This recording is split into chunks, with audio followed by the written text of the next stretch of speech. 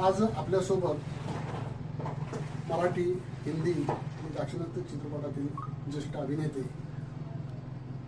Sayajirao Shinde sir आहेत। आज त्यांनी आपल्या तालुक्यातील सुप्रसिद्ध अशा गोठणदेवी येथील शिरसक येथील वृक्षाला भेट दिली आणि एक आपली जी उत्सुकता आहे की नेमका हा वृक्ष आहे कसा, त्याचं संगोपन कसं करायचं, त्याचं पुढं आपण त्याच्या दृष्टीने काय करू शकतो याविषयी त्यांनी भेट दिली। तर प्रथम त्यांचं स्वागत करूया। आता मला फक्त एवढंच म्हणायचं आहे सर, या वृक्षासंदर्भात आपण आणखी काही तुमच्या अँगलनं आपण काय करू शकतो की जेणेकरून याचं संवर्धन होईल आणि हा वृक्ष जास्तीत जास्त लोकांपर्यंत जाईल आणि एक तिथं पर्यटनाचा दृष्टीनं आमचा जो भाग आहे तो विकसित करता येईल। शिरशिंगेचा हा जो वटवृक्ष मानला जातो आहे तो मला प्रत्यक्ष बघायची खूप इच्छा होती। मी तो आज बघितला आणि हे वटवृक्ष हा आपल्या भारताचा राष्ट्रीय वृक्ष आहे। हे गावाचं भाग्य की गावात असा वृक्ष आहे आणि वृक्ष म्हणजे मला तपश्चर्येला बसलेले ऋषीमुनीच वाटतात आणि परत राष्ट्रीय वृक्ष असून वडाचं झाड म्हणजे वॉकिंग ट्री आहे आणि अशा वॉकिंग ट्रीचं तुमच्याकडे आहे हे आणि गावाच्या प्रत्येक प्रमाणात खूप चांगलं सांभाळलं।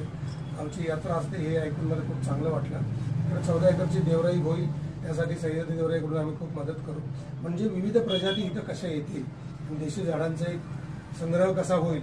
एकच झाड अख्ख्या महाराष्ट्रातल्या पश्चिम घाटातल्या सगळ्या प्रजाती इथं कशा येतील, त्याच्या गवताच्या सुद्धा, झुडपाच्या सुद्धा, वेलीच्या सुद्धा अशा मोकळ्या जागा ठेवून 14 एकरचं हे देवराई चांगली करता येईल। आणि मला एक फक्त असं वाटलं की ही जी ती प्रथा आहे की बायकांनी इथे यायचं नाही, त्याचा पावित्र्याचा काही प्रॉब्लेम आहे, तर मला असं वाटलं की माझ्या आईला जर परमिशन नसेल तर मी आज जाणार नाही, कारण मुळात आईनंतर झाडच असतं।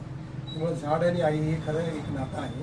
झाडामुळे ऑक्सिजन असतो, झाडामुळे अन्न आहे आणि आईमुळे जन्म आहे। तर त्या स्त्री मातेला जर परमिशन या झाडाकडे नसेल तर तेवढी प्रथा बदलावी, तर गावाचा ठराव घ्यावा आणि यात्रेच्या दिवशीच तो ठराव मोडून महाराष्ट्रात एक मोठी क्रांती करावी की झाड हे झाडाची गुणं घेऊ, झाडाची गुणं गाऊ। झाड सगळ्यांसाठी सारखंच असतं, पुरुषांसाठी वेगळं, स्त्रियांसाठी वेगळं असं असू शकणार नाही। त्याच्यावरती विचार विनिमय व्हावा आणि माझी गावाला विनंती आहे की त्यांनी ही प्रथा यात्रेच्या निमित्तानं बंद करावी आणि पुढची देवराई अजून चांगली करावी।